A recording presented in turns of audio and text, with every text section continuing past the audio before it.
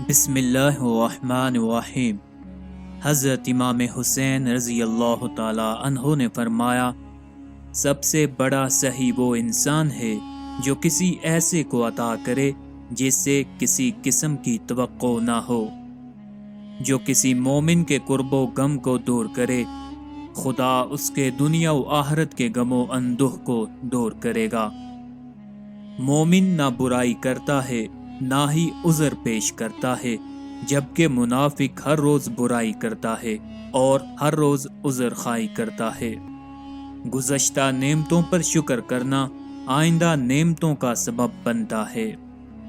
جو شخص اپنی موت میں تاخیر چاہتا ہو اور چاہتا ہو کہ اس کے رزق میں اضافہ ہو، تو اسے چاہیے کہ وہ صلہ رحمی کرے۔ اے لوگو، غیبت کرنے سے پرہیز کرو، کیونکہ یہ جہنمی کتوں کی خوراک ہے۔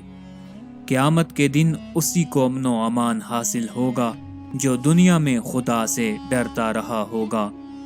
جو شخص خدا کی نافرمانی کر کے اپنا مقصد حاصل کرنا چاہتا ہے، اس کے حصول مقصد کا راستہ بند ہو جاتا ہے اور بہت جلد خطرات میں گر سکتا ہے۔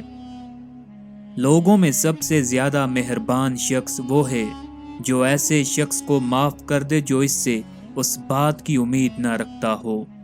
اگر یہ تین چیزیں فقر، مرض اور موت نہ ہوتی تو بنی آدم کسی کے سامنے سر نہ جھکاتا۔ لوگوں میں قدرت مند ترین شخص وہ ہے جو اپنے دشمن پر غلبہ پانے کے باوجود اسے معاف کر دے۔